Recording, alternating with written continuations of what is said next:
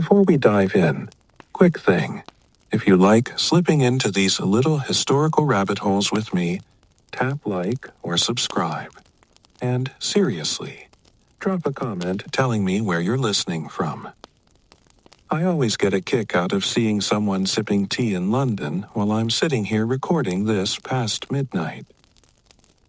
All right, tonight we're not just talking about history. We're living it. So get yourself comfortable. Pull up that blanket. Sink into your pillow because you're about to wake up in a century where fortunes were so obscene they barely seemed real. Your eyes flicker open. For a moment, panic tightens your chest. The bed beneath you isn't the one you remember. It's too soft. No, not soft. Overstuffed. Clouds stacked on clouds. The sheets brushing against your skin aren't cotton, but something impossibly smooth, almost liquid, like sleeping in wealth itself. You sit up slowly, realizing you're not in your bedroom. In fact, you're not even in your century. The first thing you notice? The size. The room is cavernous. Ceilings so high they vanish into shadow. A chandelier drips with crystal overhead, throwing dim patterns across walls paneled in mahogany, so polished you could mistake it for glass. And then the air hits you, thick with coal smoke that's seeped in from the street below. Stale, heavy, the smell of a city running on fire. Welcome to New York, circa 1895. The blankets weigh you down. Not one, not two, but layers of silks and furs, each worth more than an average worker earns in a year. The bed itself could bankrupt a small family, and here it's just where you sleep. A knock at the door. Firm, deliberate. You freeze. Enter, you call, though your voice sounds strange, deeper, more confident. The door swings open, and in walks a man in a perfectly cut black coat. Hair slicked back, posture like a soldier. Behind him, younger servants trail in, each balancing a tray. "Good morning, sir," the older man says. "It's 7:15. I trust you slept well."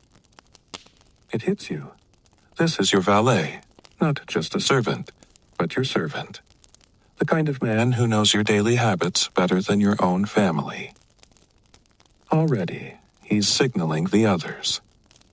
Curtains are drawn back with a heavy scrape, flooding the room with pale light. Outside, Fifth Avenue bustles, carriages rattling, delivery boys shouting, horses steaming in the cold. Central Park lies across the street, but even its winter trees look gilded in this view. A tray appears in front of you. Porcelain cup, hand-painted, filled with coffee so strong it nearly jolts you awake in one sip. And then comes the schedule. You have breakfast with Mr. Morgan and Mr. Carnegie at 9, the valet says smoothly, in your private dining car. Your train departs at Grand Central at the top of the hour. Mrs. Vanderbilt has requested your presence this afternoon, and this evening, dinner with the governor. You almost choke on the coffee. A private dining car. You have an entire railroad car just for eating breakfast. Before you can protest, another set of doors opens, revealing a bathroom the size of your whole apartment back home. A tub already filled with steaming water, rose petals scattered across the surface, fixtures gleaming. Not brass, but gold. Actual gold. And, of course, the question, shall we prepare your bath, sir? This is how the 1% of the 1% lived. The morning routine of America's richest wasn't just about bathing. It was about performance. Layers of servants dressing and undressing you like a doll. Every detail attended to. Privacy wasn't even a concept. You hesitate, awkward. I'll manage. Your valet blinks, that tiny flicker of shock. as though you just suggested eating with your hands. Still, he bows. As you wish, sir. Alone, you slip into the water. Heat sinks into your bones, luxury and guilt blending in the steam. Beside you, rows of soaps rest in silver dishes, French lavender, Italian olive oil, English rose. Imported indulgence for someone who doesn't touch coal or steel with their own hands. But you glance down at your nails. There it is, a smudge of coal dust. Evidence of what built this fortune. Steel, oil, railroads, banking. Pick your poison. Whichever it is, you're no small player. You're one of them. The titans, the robber barons. You scrub your hands harder than necessary, as if the truth might wash away. By the time you're dressed, layer after layer, from union suit to waistcoat to a navy pinstripe polished with pearl buttons, you catch sight of yourself in the mirror, perfectly groomed, draped in wealth, pocket watch gleaming. It doesn't look like you, but apparently it is. Breakfast waits downstairs. A table set with enough food to feed 3 families. Eggs, steak, sausages, bread so fresh it still steams, fruit that's been shipped in from another continent just for your convenience. The butler offers you the morning paper on a silver tray. You scan the headline. Workers riot at steel mill. Pinkertons called in. And with a jolt, you wonder, was it your mill? Your name they shouted as they fought for their lives. Because here's the truth of being a Gilded Age billionaire. Your comfort comes at the expense of thousands, maybe tens of thousands. People who live in tenements while you float past in carriages lined with velvet. People who die in factories so you can sip coffee in a porcelain cup. And yet, the carriage is waiting. 4 bay horses, polished black coach, your monogram glinting in the morning light. Servants snap to attention, ready to open the door. You step inside. Moroccan leather seats swallow you whole. A crystal decanter of brandy glimmers in the corner, because apparently drinking at 8 a.m. is a perk of the job. Outside, New York surges. Immigrants in rags peddle newspapers. Society ladies in gowns tiptoe around manure puddles. Construction cranes slice into the sky. It's a city of contradictions. Filth and fortune. Opulence and hunger.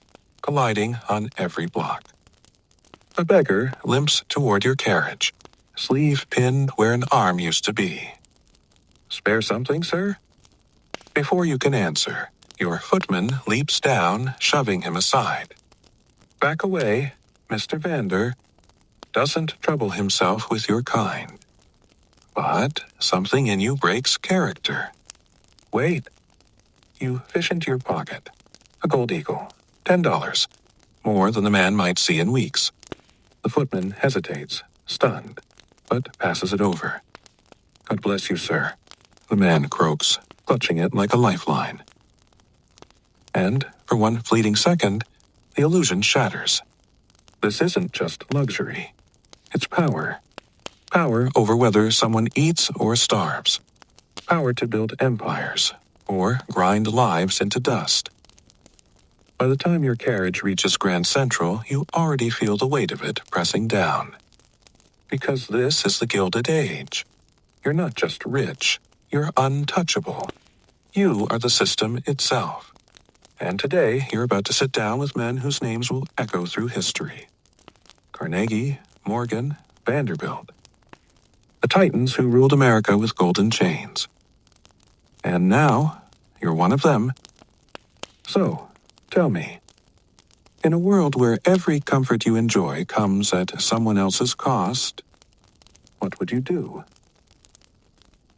And that's where we'll leave you, sitting in the plush leather seat of your private carriage, headed toward a meeting with the most powerful men of the age. Outside, the city churns with hunger, smoke, and ambition.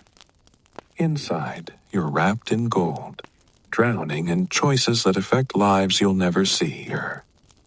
Because waking up as a Gilded Age billionaire isn't just about silk sheets and golden bathtubs. It's about realizing that your comfort is built on someone else's suffering. It's about staring down a world where every luxury has a price tag, and the cost is almost never paid by you. So, if you really did open your eyes tomorrow in 1895 with the wealth of a robber baron, what would you do? Would you play the part, crushing unions and building monopolies? Or would you try, against all odds, to change the game from inside? History remembers the Vanderbilts, Carnegies, and Morgans. Maybe, just maybe, it would also remember you. Thanks for spending this little time slip with me tonight. If you liked this journey, hit like, subscribe, and let me know in the comments.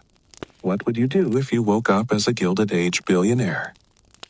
Until next time, sleep well, dream strange, and remember, all that glitters isn't always gold.